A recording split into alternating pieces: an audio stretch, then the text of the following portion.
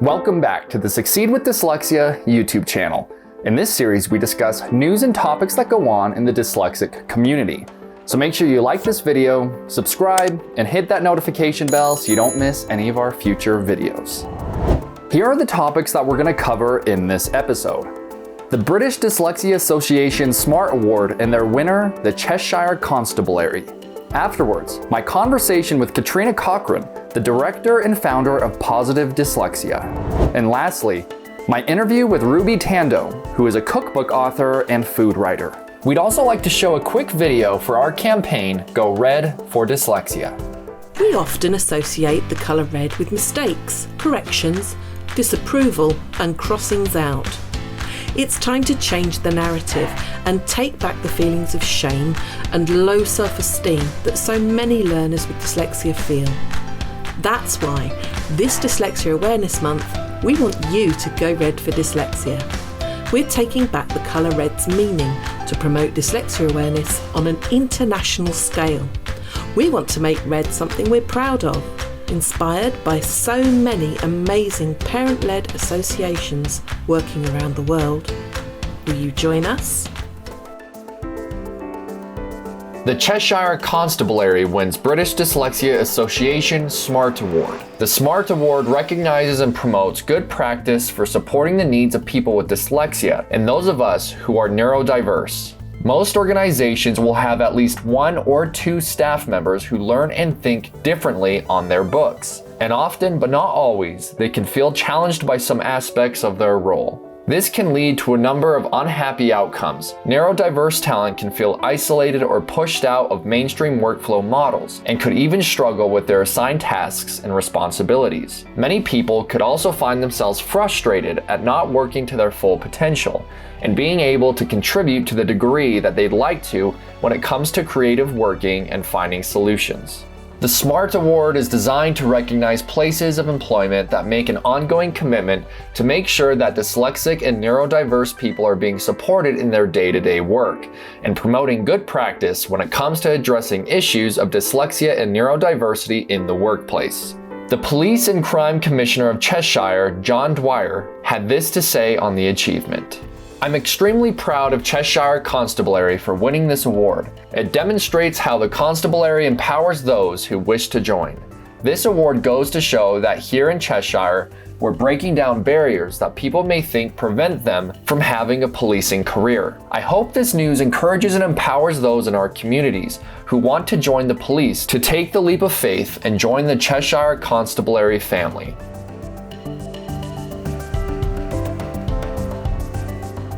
Up next, my conversation with Katrina Cochrane, who is the director and founder of Positive Dyslexia.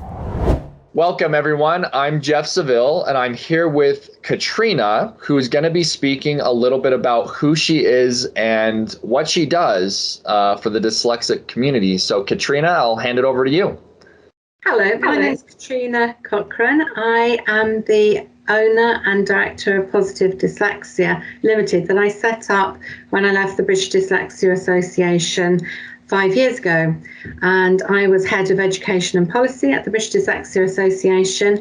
And recently I've gone back into working for them part-time, and I do a lot of delivery of training. I write courses for the BDA and I put on conferences for myself. I'm also an assessor and specialist teacher of dyslexia, and I have co-written a couple of books. What was your route into the dyslexia field? Was it, did you notice that you or someone else had dyslexia at an early age, or what was your motive into spending a career in this field, and ultimately why did you choose it? Well, I had a strange route in some ways, because I started off as an air stewardess, so a completely different route. But then when I had my children, I thought I'd better get a proper job and retrained as a teacher. And then just kept coming across so many children with dyslexia in the classes that I was teaching in.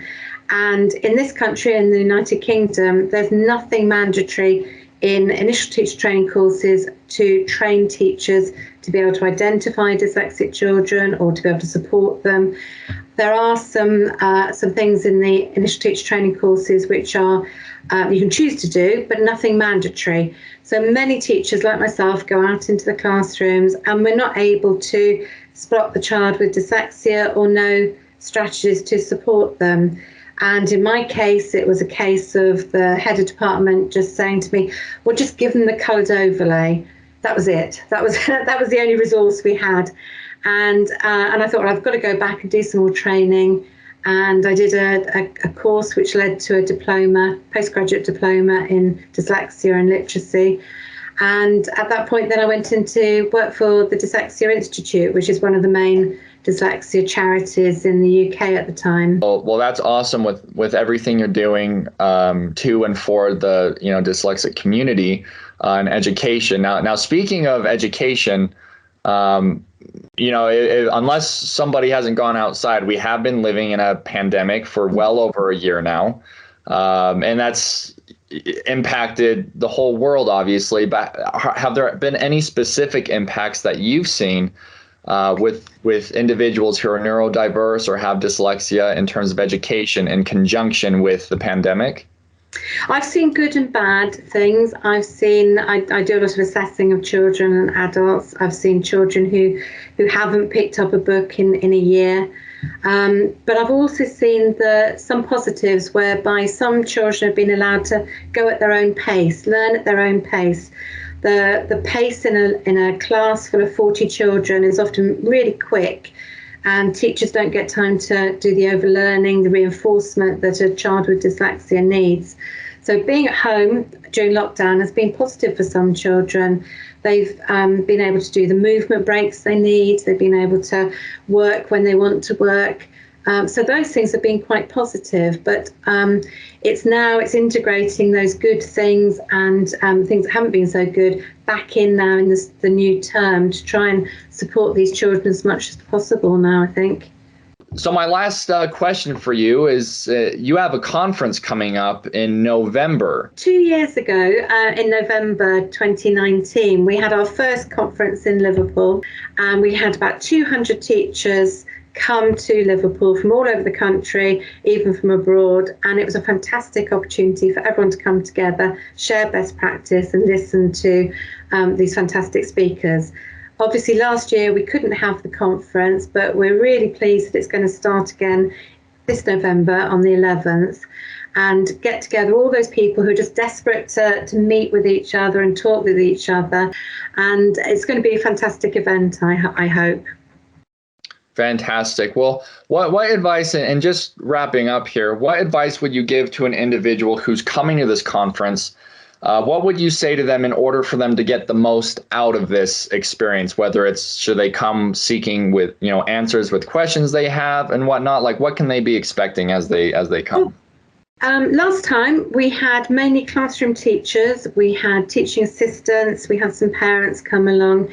And it was a great opportunity for lots of different people who hadn't had that training about dyslexia to talk and listen about dyslexia. We're also going to touch on dyscalculia, and that's quite a relatively new thing that people are starting to assess for dyscalculia more, and people are very interested in that also.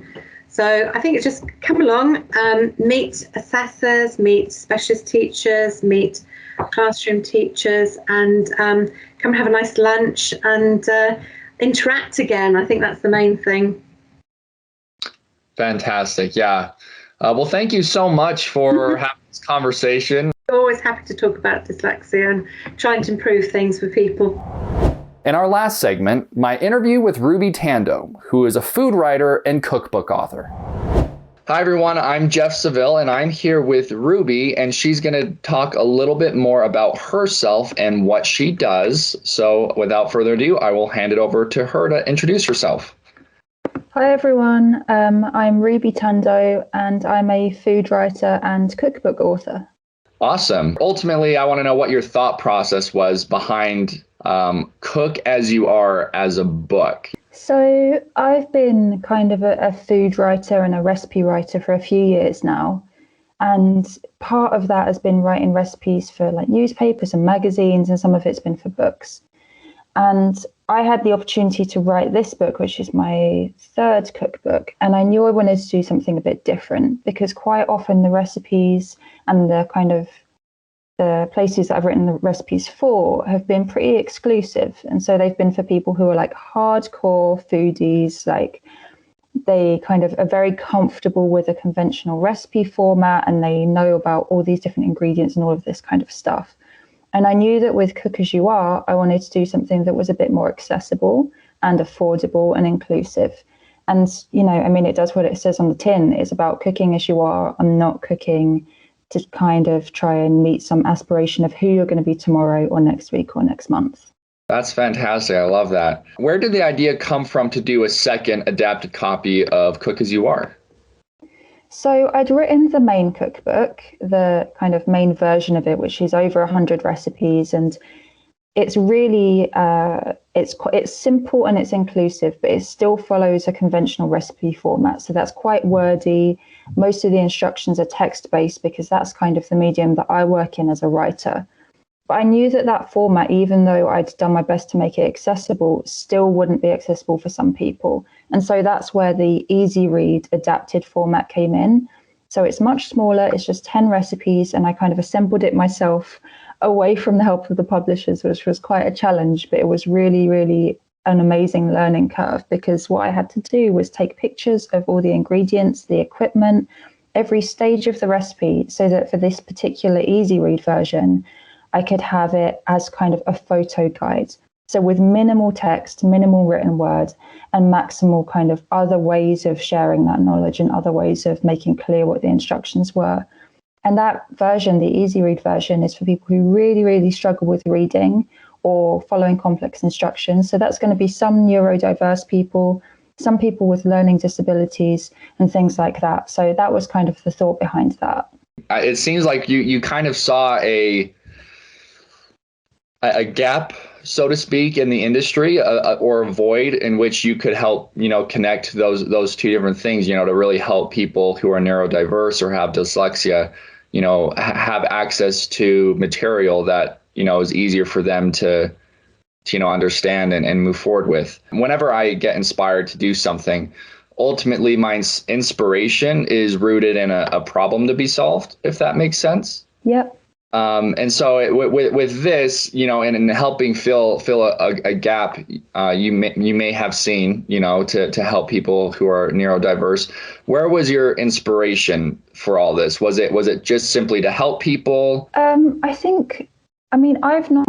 my first two cookbooks, I didn't have this focus on accessibility, and I wish I had now, because in the kind of years between then and now, I've just come across so many people in the work that I do who just really struggle with the conventional cookbook format. And I'm really invested in trying to make things work a bit better for them. And obviously, I'm not going to do everything right, and I can't do everything, but I really do think that there's a lack of interest and engagement in like the kind of food publishing and food media in general in making these things accessible. So whether that's to people with disabilities, people who are neurodiverse, people who are on a really tight budget, all of these people who aren't really included in food conversations and in recipe writing a lot of the time. So it definitely is a problem to be solved. And I'm just kind of doing my best to kind of do the best I can within my own small part of that. Yeah, well, I really do love that. All right, my last question for you, Ruby, is that we have a huge culture of food writing in media now, especially in the UK. What changes would you like to see in food writing across the board to make it more accessible for everyone? I think some of it is just reimagining what a recipe can be. And so we have such an idea, it's really, really limited. So you have a list of ingredients and it's got the little numbers beside it for the weights or the volumes of the ingredients. And then it's got the numbered steps. And that's what we think of when we think of a recipe. But over time, over the whole of history, people have shared recipes with each other in so many different ways. So whether that's parents talking to a child over the phone and saying, this is what you need to do, this is how I do it when I make it, or whether that's someone there in the kitchen with you who lets you know when something is just done, we've always had different ways of sharing this knowledge. And I think we need to tap back into that. So whether that's cooking videos, audio guides, easy read cookbooks, all of these kind of things that diversify what a recipe can look like. That's fantastic. Well, thank you so much again for sharing all those great insights.